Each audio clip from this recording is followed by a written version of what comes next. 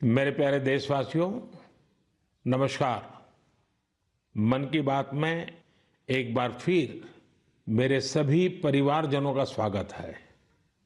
आज एक बार फिर बात होगी देश की उपलब्धियों की, देश के लोगों के सामूहिक प्रयासों की। 21वीं सदी के भारत में कितना ही कुछ ऐसा हो रहा है जो विकसित भारत की नींव मजबूत कर रहा है। जैसे इस 23 अगस्त को ही हम सब देशवासियों ने पहला नेशनल स्पेस डे मनाया। मुझे विश्वास है कि आप सबने इस दिन को सेलिब्रेट किया होगा। एक बार फिर चंद्रयान-3 की सफलता का जश्न मनाया होगा। पिछले वर्ष इसी दिन चंद्रयान-3 ने चांद के दक्षिणी हिस्से में शिव शक्ति पॉइंट पर सफलतापूर्वक लैंडिंग की थी। भारत इस गौरवपूर्ण उपलब्धि को हासिल करने वाला दुनिया का पहला देश बना। साथियों, देश के युवाओं को स्पेस सेक्टर रिफॉर्म से भी काफी फायदा हुआ है। इसलिए मैंने सोचा कि क्यों ना आज मन की बात में स्पेस सेक्टर से जुड़े अपने कुछ युवा साथियों से बात की जाए। मेरे साथ बात करने के लिए स्पेस टेक स्टार्टअप गैलेक्स आई की टीम जुड़ रही है। इस स्टार्टअप को आईआईटी मद्रास के एलुमनाई ने शुरू किया था। ये सारे नौजवान आज हमारे साथ फोन लाइन पर मौजूद है। सुयश, डेनिल, रक्षित, किशन और प्रणीत। आइए इन युवाओं के अनुभवों को जानते हैं। हेलो। हेलो। हेलो। नमस्ते जी। नमस्कार सर। अच्छा साथियों, मुझे ये देखकर खुशी होती है कि आईआईटी मद्रास के दौरान हुई आपकी दोस्ती आज भी मजबूती से कायम है। यही वजह है कि आपने मिलकर गैलेक्स आई शुरू करने का फैसला किया और मैं आज जरा उसके विषय में भी जानना चाहता हूं। इस बारे में बताइए। इसके साथ ही ये भी बताएं कि आपकी टेक्नोलॉजी से देश को कितना लाभ होने वाला है। जी, मेरा नाम सुयश है। हम लोग साथ में, जैसा आपने बोला, सब लोग साथ में आईआईटी मद्रास में मिले।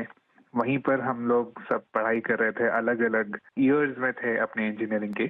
और उसी वक्त हम लोगों ने सोचा कि एक हाइपरलूप नाम का एक प्रोजेक्ट है जो हम लोग चाहते थे साथ में करेंगे। उसी दौरान हमने एक टीम की शुरुआत की, उसका नाम था आविष्कार हाइपरलूप, जिसको लेकर हम लोग अमेरिका भी गए। उस साल हम एशिया की इकलौती टीम थी जो वहां गई और हमारे देश का जो झंडा है उसको हमने फहराया। और हम टॉप 20 टीम्स में से थे, जो out of around 1500 teams around the world. चलिए, आगे सुनने से पहले इसके लिए तो बधाई दे दूं मैं। बहुत बहुत धन्यवाद आपका। उसी उपलब्धि के दौरान हम लोगों की दोस्ती काफी गहरी हुई और इस तरीके के कठिन प्रोजेक्ट्स और टफ प्रोजेक्ट्स को करने का कॉन्फिडेंस भी आया। और उसी दौरान स्पेसएक्स को देख के और स्पेस में जो आपने जो ओपन अप किया एक प्राइवेटाइजेशन को, जो 2020 में एक लैंडमार्क डिसीजन भी आया, उसको लेकर हम लोग काफी एक्साइटेड थे। और मैं रक्षित को इनवाइट करना चाहूंगा बोलने के लिए कि हम क्या बना रहे हैं और उसका फायदा क्या है। जी, तो मेरा नाम रक्षित है और इस टेक्नोलॉजी से हमको कैसे लाभ होगा मैं इसका उत्तर दूंगा। रक्षित, आप उत्तराखंड में कहाँ से हैं? सर, मैं अल्मोड़ा से हूँ। तो बाल मिठाई वाले हैं आप? जी सर, बाल मिठाई हमारी फेवरेट है। वो हमारा जो लक्ष्य सेन है ना, वो मेरे लिए रेगुलरली बाल मिठाई खिलाता रहता है मुझे। हाँ रक्षित, बताइए। तो हमारी जो ये टेक्नोलॉजी है, ये अंतरिक्ष से बादलों के आर पार देख सकती है और ये रात्रि में भी देख सकती है। तो हम इससे देश के किसी भी कोने के ऊपर रोज एक साफ तस्वीर खींच सकते हैं। और ये जो डेटा हमें आएगा, इसका उपयोग हम 2 क्षेत्रों में विकास करने के लिए करेंगे। पहला है भारत को अत्यंत सुरक्षित बनाना। हमारे जो बॉर्डर्स हैं और हमारे जो ओशंस हैं, सीज हैं, उसके ऊपर रोज हम मॉनिटर करेंगे और एनिमी की एक्टिविटीज को मॉनिटर करेंगे और हमारी आर्म्ड फोर्सेस को इंटेलिजेंस प्रोवाइड करेंगे। और दूसरा है भारत के किसानों को सशक्त बनाना।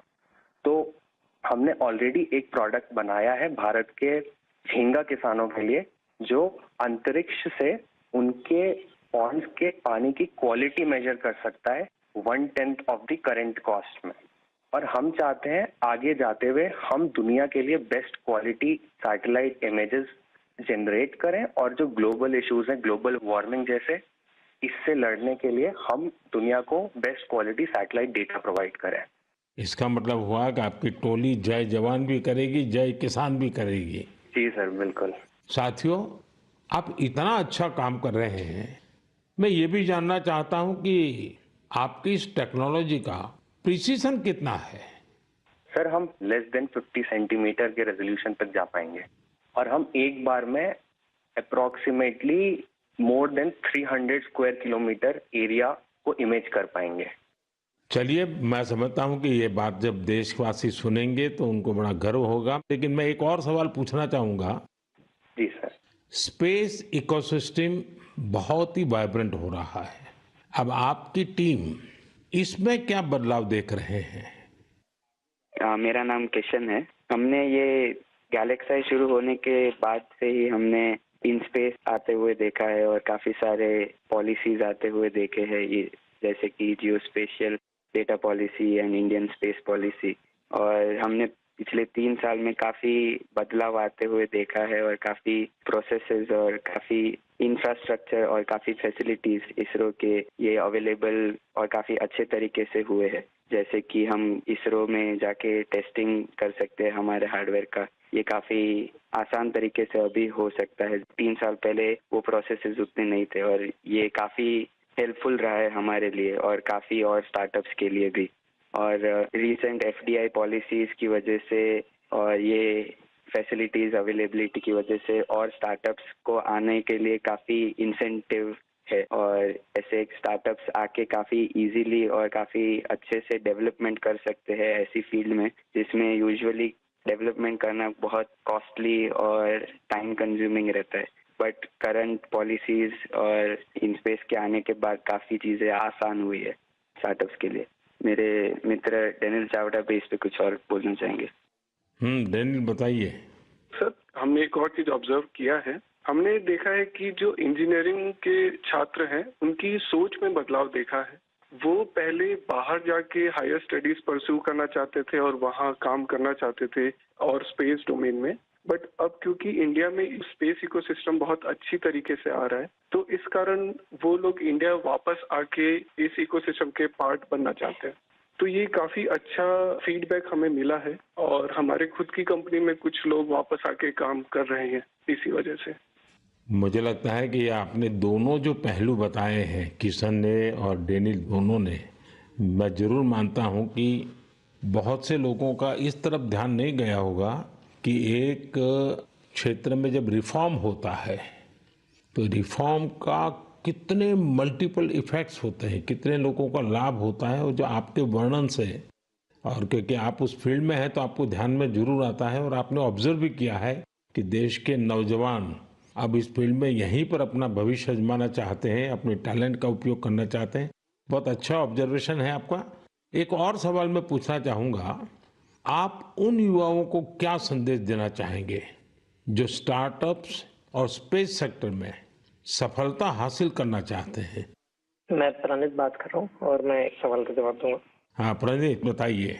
सर, मैं अपने कुछ सालों के एक्सपीरियंस से 2 चीजें बोलना चाहूंगा। सबसे पहली इज, अगर अपने को स्टार्टअप करना हो तो यही मौका है, क्योंकि पूरी दुनिया में इंडिया आज वो देश है जो वर्ल्ड का सबसे फास्टेस्ट ग्रोइंग इकोनॉमी है, और इसका मतलब ये हुआ कि अपने पास अपॉर्चुनिटी बहुत ज्यादा है। जैसे मैं 24 साल की उम्र में ये सोच के प्राउड फील करता हूँ कि अगले साल हमारी एक सैटेलाइट लॉन्च होगी जिसके बेसिस पे अपनी गवर्नमेंट कुछ मेजर डिसीजंस लेगी, और उसमें हमारा छोटा सा एक कंट्रीब्यूशन है। ऐसी कुछ नेशनल इम्पैक्ट की प्रोजेक्ट्स पे काम करने को मिले, ये ऐसी इंडस्ट्री और ये ऐसा टाइम है, गिवन कि ये स्पेस इंडस्ट्री आज अभी तो स्टार्ट हो रही है। तो मैं अपने युवा दोस्तों को यही बोलना चाहूंगा कि ये अपॉर्चुनिटी ना सिर्फ इम्पैक्ट की बट ऑल्सो उनके खुद के फाइनेंशियल ग्रोथ की और एक ग्लोबल प्रॉब्लम सॉल्व करने की है। तो हम आपस में यही बात करते हैं कि बचपन में हम ये बोलते थे कि बड़े होके एक्टर बनेंगे, स्पोर्ट्समैन बनेंगे या ऐसे कुछ चीजें होती थी। बट आज अगर हम ये सुने कि कोई बड़ा होके ये बोलता है कि मुझे बड़ा होके एंटरप्रेन्योर बनना है, स्पेस इंडस्ट्री में काम करना है, ये हमारे लिए बहुत प्राउड मोमेंट है कि हम इस पूरे ट्रांसफॉर्मेशन में एक छोटा सा पार्ट प्ले कर पाए।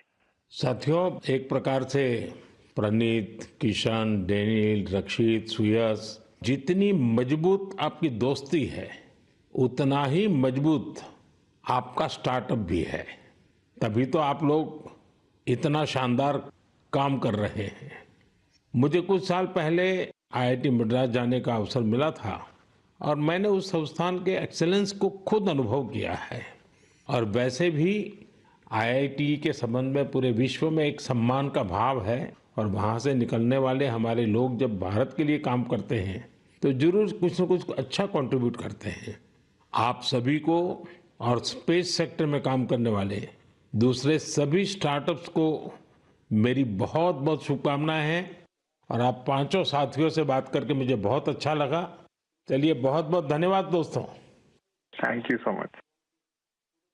मेरे प्यारे देशवासियों, इस साल मैंने लाल किले से बिना पॉलिटिकल बैकग्राउंड वाले 1 लाख युवाओं को पॉलिटिकल सिस्टम से जोड़ने का आह्वान किया है। मेरी इस बात पर जबरदस्त प्रतिक्रिया हुई है। इससे पता चलता है कि कितनी बड़ी संख्या में हमारे युवा राजनीति में आने को तैयार बैठे हैं। बस उन्हें सही मौके और सही मार्गदर्शन की तलाश है। इस विषय पर मुझे देश भर के युवाओं के पत्र भी मिले हैं।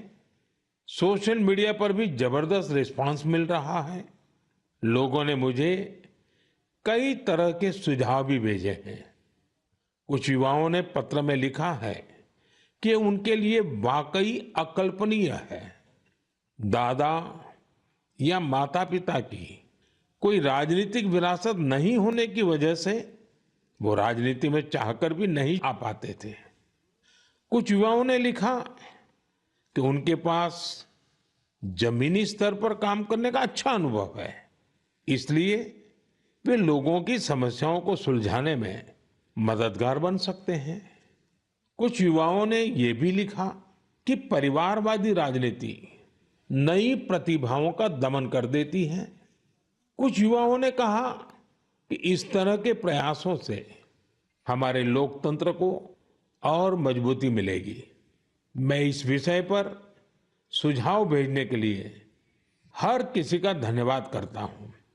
मुझे उम्मीद है कि अब हमारे सामूहिक प्रयास से ऐसे युवा जिनका कोई पॉलिटिकल बैकग्राउंड नहीं है वे भी राजनीति में आगे आ सकेंगे। उनका अनुभव और उनका जोश देश के काम आएगा। साथियों, स्वतंत्रता संग्राम के दौरान भी समाज के हर क्षेत्र से ऐसे अनेकों लोग सामने आए थे जिनकी कोई राजनीतिक पृष्ठभूमि नहीं थी। उन्होंने खुद को भारत की आजादी के लिए झोंक दिया था। आज हमें विकसित भारत का लक्ष्य पाने के लिए एक बार फिर उसी स्पिरिट की जरूरत है। मैं अपने सभी युवा साथियों को कहूंगा, इस अभियान से जरूर जुड़े। आपका ये कदम अपने और देश के भविष्य को बदलने वाला होगा। मेरे प्यारे देशवासियों, हर घर तिरंगा और पूरा देश तिरंगा। इस बार ये अभियान अपनी पूरी ऊंचाई पर रहा। देश के कोने कोने से इस अभियान से जुड़ी अद्भुत तस्वीरें सामने आई। हमने घरों पर तिरंगा लहराते देखा। स्कूल, कॉलेज, यूनिवर्सिटी में तिरंगा देखा। लोगों ने अपनी दुकानों, दफ्तरों में तिरंगा लगाया। लोगों ने अपने डेस्कटॉप, मोबाइल और गाड़ियों में भी तिरंगा लगाया। जब लोग एक साथ जुड़कर अपनी भावना प्रकट करते हैं तो इसी तरह हर अभियान को 4 चांद लग जाते हैं। अभी आप अपनी टीवी स्क्रीन पर जो तस्वीरें देख रहे हैं ये जम्मू कश्मीर के रियासी की हैं। यहाँ 750 मीटर लंबे झंडे के साथ तिरंगा रैली निकाली गई और ये रैली दुनिया के सबसे ऊंचे चिनाब रेलवे ब्रिज पर निकाली गई। जिसने भी इन तस्वीरों को देखा उसका मन खुशी से झूम उठा। श्रीनगर के डल लेक में भी तिरंगा यात्रा की मनमोहक तस्वीरें हम सब ने देखी। अरुणाचल प्रदेश के ईस्ट कामेंग जिले में भी 600 फीट लंबे तिरंगे के साथ यात्रा निकाली गई। देश के अन्य राज्यों में भी इसी तरह हर उम्र के लोग ऐसी तिरंगा यात्राओं में शामिल हुए। स्वतंत्रता दिवस अब एक सामाजिक पर्व भी बनता जा रहा है। ये आपने भी अनुभव किया होगा। लोग अपने घरों को तिरंगा माला से सजाते हैं। स्वयं सहायता समूह से जुड़ी महिलाएं लाखों झंडे तैयार करती हैं। ई कॉमर्स प्लेटफॉर्म पर तिरंगे में रंगे सामानों की बिक्री बढ़ जाती है। स्वतंत्रता दिवस के अवसर पर देश के हर कोने, जल, थल, नभ, हर जगह हमारे झंडे के 3 रंग दिखाई दिए। हर घर तिरंगा वेबसाइट पर 5 करोड़ से ज्यादा सेल्फी भी पोस्ट की गई। इस अभियान ने पूरे देश को एक सूत्र में बांध दिया है और यही तो एक भारत श्रेष्ठ भारत है। मेरे प्यारे देशवासियों, इंसानों और जानवरों के प्यार पर आपने कितनी सारी फिल्में देखी होगी, लेकिन एक रियल स्टोरी इन दिनों असम में बन रही है। असम में तिनसुकिया जिले के एक छोटे से गांव बारेकुरी में मोरान समुदाय के लोग रहते हैं और इसी गांव में रहते हैं हुलॉक गिबन, जिन्हें यहां होलो बंदर कहा जाता है। हुलॉक गिबन्स ने इस गांव में ही अपना बसेरा बना लिया है। आपको जानकर आश्चर्य होगा, इस गांव के लोगों का हुलॉक गिबन के साथ बहुत गहरा संबंध है। गांव के लोग आज भी अपने पारंपरिक मूल्यों का पालन करते हैं, इसलिए उन्होंने वो सारे काम किए जिससे गिबन्स के साथ उनके रिश्ते और मजबूत हो। उन्हें जब ये एहसास हुआ कि गिबन्स को केले बहुत पसंद है तो उन्होंने केले की खेती भी शुरू कर दी।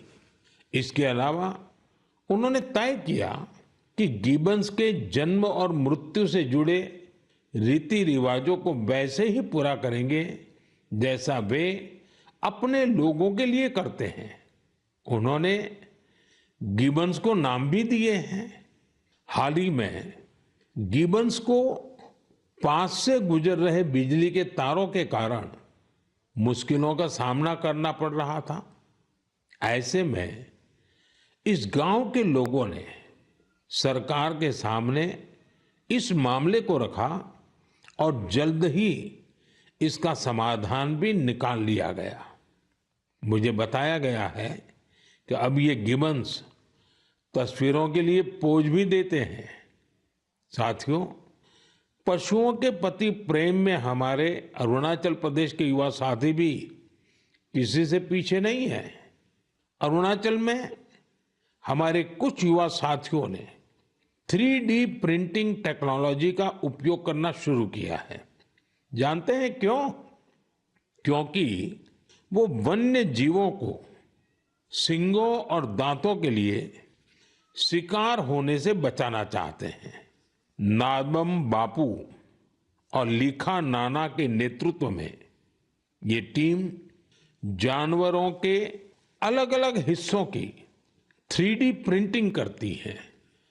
जानवरों के सींग हो, दांत हो, ये सब 3D प्रिंटिंग से तैयार होते हैं। इससे फिर ड्रेस और टोपी जैसी चीजें बनाई जाती हैं। ये गजब का अल्टरनेटिव है जिसमें बायोडिग्रेडेबल मटेरियल का उपयोग होता है। ऐसे अद्भुत प्रयासों की जितनी भी सराहना की जाए कम है। मैं तो कहूंगा अधिक से अधिक स्टार्टअप्स इस क्षेत्र में सामने आए ताकि हमारे पशुओं की रक्षा हो सके और परंपरा भी चलती रहे। मेरे प्यारे देशवासियों, मध्य प्रदेश के झाबुआ में कुछ ऐसा शानदार हो रहा है जिसे आपको जरूर जानना चाहिए। वहां पर हमारे सफाई कर्मी भाई बहनों ने कमाल कर दिया है। इन भाई बहनों ने हमें वेस्ट टू वेल्थ का संदेश सच्चाई में बदल कर दिखाया है। इस टीम ने झाबुआ के एक पार्क में कचरे से अद्भुत आर्टवर्क तैयार किया है। अपने इस काम के लिए उन्होंने आसपास के क्षेत्रों से प्लास्टिक वेस्ट, इस्तेमाल की हुई बॉटल्स, टायर्स और पाइप्स इकट्ठा किए। इन आर्ट वर्क्स में हेलीकॉप्टर, कार और तोपें भी शामिल हैं। खूबसूरत हैंगिंग फ्लावर पॉट्स भी बनाए गए हैं। यहां इस्तेमाल किए गए टायरों का उपयोग आरामदायक बेंच बनाने के लिए किया गया है। सफाई कामगारों की इस टीम ने रिड्यूस, रीयूज और रिसाइकल का मंत्र अपनाया है। उनके प्रयासों से पार्क बहुत ही सुंदर दिखने लगा है। इसे देखने के लिए स्थानीय लोगों के साथ ही आसपास के जिलों में रहने वाले भी यहां पहुंच रहे हैं। साथियों, मुझे खुशी है कि आज हमारे देश में कई सारी स्टार्टअप टीम भी पर्यावरण को बढ़ावा देने के लिए ऐसे प्रयासों से जुड़ रही है। ई कॉन्शियस नाम की एक टीम है जो प्लास्टिक वेस्ट का उपयोग इको फ्रेंडली प्रोडक्ट्स बनाने में कर रही है। इसका आइडिया उन्हें हमारे पर्यटन स्थलों, विशेषकर पहाड़ी इलाकों में फैले कचरे को देख करके आया। ऐसे ही लोगों की एक और टीम ने इको कारी नाम से स्टार्टअप शुरू किया है। ये प्लास्टिक वेस्ट से अलग अलग खूबसूरत चीजें बनाते हैं। साथियों, टॉय रिसाइकलिंग भी ऐसा ही एक और क्षेत्र है जिसमें हम मिलकर काम कर सकते हैं। आप भी जानते हैं कि कई बच्चे कितनी जल्दी खिलौनों से बोर हो जाते हैं। वही ऐसे बच्चे भी हैं जो उन्हीं खिलौनों का सपना संजोए होते हैं। ऐसे खिलौने जिससे अब आपके बच्चे नहीं खेलते, उन्हें आप ऐसी जगहों पर दे सकते हैं जहां उनका उपयोग होता रहे। ये भी पर्यावरण की रक्षा का एक अच्छा रास्ता है। हम सब मिलकर प्रयास करेंगे तभी पर्यावरण भी मजबूत होगा और देश भी आगे बढ़ेगा। मेरे प्यारे देशवासियों, कुछ ही दिन पहले हमने 19 अगस्त को रक्षाबंधन का पर्व मनाया। उसी दिन पूरी दुनिया में विश्व संस्कृत दिवस भी मनाया गया। आज भी देश विदेश में संस्कृत के प्रति लोगों का विशेष लगाव दिखता है। दुनिया के कई देशों में संस्कृत भाषा को लेकर तरह तरह की रिसर्च और प्रयोग हो रहे हैं। आगे की बात करने से पहले मैं आपके लिए एक छोटी सी ऑडियो क्लिप प्ले कर रहा हूं। Titiršuch šigragam gangam idam lakšmanam abre. Va taip yra skambės. Visi kartu. Satu drištva meditire navam išvaku nandanach तितीर्षुः शीघ्रगां गङ्गाम् इदं लक्ष्मणमब्रवीत्। साथियों, इस ऑडियो का संबंध यूरोप के एक देश लिथुएनिया से है। वहां एक प्रोफेसर विदोनस ने एक अनूठा प्रयास किया है और इसे नाम दिया है संस्कृत ऑन द रिवर्स। कुछ लोगों का एक ग्रुप वहां नेरिस रिवर के किनारे जमा हुआ और वहां उन्होंने वेदों और गीता का पाठ किया। यहां ऐसे प्रयास पिछले कुछ वर्षों से निरंतर जारी है। आप भी संस्कृत को आगे बढ़ाने वाले ऐसे प्रयासों को सामने लाते रहिए। मेरे प्यारे देशवासियों, हम सबके जीवन में फिटनेस का बहुत महत्व है। फिट रहने के लिए हमें अपने खान पान, रहन सहन सब पर ध्यान देना होता है। लोगों को फिटनेस के प्रति जागरूक करने के लिए ही फिट इंडिया अभियान की शुरुआत की गई। स्वस्थ रहने के लिए आज हर आयु, हर वर्ग के लोग योग को अपना रहे हैं। लोग अपनी थाली में अब सुपर फूड मिलेट्स यानी श्री अन्न को जगह देने लगे हैं। इन सभी प्रयासों का उद्देश्य यही है कि हर परिवार स्वस्थ हो।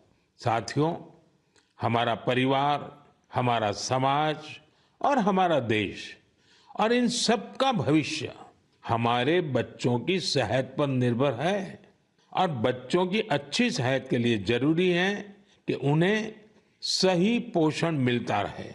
बच्चों का न्यूट्रिशन देश की प्राथमिकता है। वैसे तो उनके पोषण पर पूरे साल हमारा ध्यान रहता है, लेकिन एक महीना देश इस पर विशेष फोकस करता है। इसके लिए हर साल 1 सितंबर से 30 सितंबर के बीच पोषण माह मनाया जाता है। पोषण को लेकर लोगों को जागरूक बनाने के लिए पोषण मेला, एनीमिया शिविर, नवजात शिशुओं के घर की विजिट, सेमिनार, वेबिनार जैसे कई तरीके अपनाए जाते हैं। कितनी ही जगहों पर आंगनवाड़ी के तहत मदर एंड चाइल्ड कमेटी की स्थापना भी की गई है। ये कमेटी कुपोषित बच्चों, गर्भवती महिलाओं और नवजात शिशुओं की माताओं को ट्रैक करती है। उन्हें लगातार मॉनिटर किया जाता है और उनके पोषण की व्यवस्था की जाती है। पिछले वर्ष पोषण अभियान को नई शिक्षा नीति से भी जोड़ा गया है। पोषण भी, पढ़ाई भी। इस अभियान के द्वारा बच्चों के संतुलित विकास पर फोकस किया गया है। आपको भी अपने क्षेत्र में पोषण के प्रति जागरूकता वाले अभियान से जरूर जुड़ना चाहिए। आपके एक छोटे से प्रयास से कुपोषण के खिलाफ इस लड़ाई में बहुत मदद मिलेगी। मेरे प्यारे देशवासियों, इस बार की मन की बात में इतना ही। मन की बात में आपसे बात करके मुझे हमेशा बहुत अच्छा लगता है। ऐसा लगता है जैसे मैं अपने परिवारजनों के साथ बैठ करके हल्के फुल्के वातावरण में अपने मन की बातें साझा कर रहा हूं, आपके मन से जुड़ रहा हूं। आपके फीडबैक, आपके सुझाव मेरे लिए बहुत ही मूल्यवान है। कुछ ही दिनों में अनेक त्योहार आने वाले हैं। मैं आप सभी को उनकी ढेर सारी शुभकामनाएं देता हूं। जन्माष्टमी का त्योहार भी है। अगले महीने शुरुआत में ही गणेश चतुर्थी का भी पर्व है। ओणम का त्योहार भी करीब है। मिलाद उन नबी की भी बधाई देता हूं। साथियों, इस महीने 29 तारीख को तेलुगु भाषा दिवस भी है। यह सचमुच बहुत ही अद्भुत भाषा है। मैं दुनिया भर के सभी तेलुगु भाषियों को तेलुगु भाषा दिवस की शुभकामनाएं देता हूं। प्रपंच व्याप्तंगा उन्न तेलुगु वारिकी तेलुगु भाषा दिनोत्सव शुभाकांक्षलु। साथियों, मैं आप सभी से बारिश के इस मौसम में सावधानी बरतने के साथ ही कैच द रेन मूवमेंट का हिस्सा बनने का भी आग्रह दोहराऊंगा। मैं आप सभी को एक पेड़ मां के नाम अभियान की याद दिलाना चाहूंगा। ज्यादा से ज्यादा पेड़ लगाएं और दूसरों से भी इसका आग्रह करें। आने वाले दिनों में पेरिस में पैरालंपिक्स शुरू हो रहे हैं। हमारे दिव्यांग भाई बहन वहां पहुंचे हैं। 140 करोड़ भारतीय अपने एथलीट और खिलाड़ियों को चीयर कर रहे हैं। आप भी #cheer4Bharat के साथ अपने खिलाड़ियों को प्रोत्साहन दीजिए। अगले महीने हम एक बार फिर जुड़ेंगे और बहुत सारे विषयों पर चर्चा करेंगे। तब तक के लिए मुझे विदा दीजिए। बहुत बहुत धन्यवाद। नमस्कार।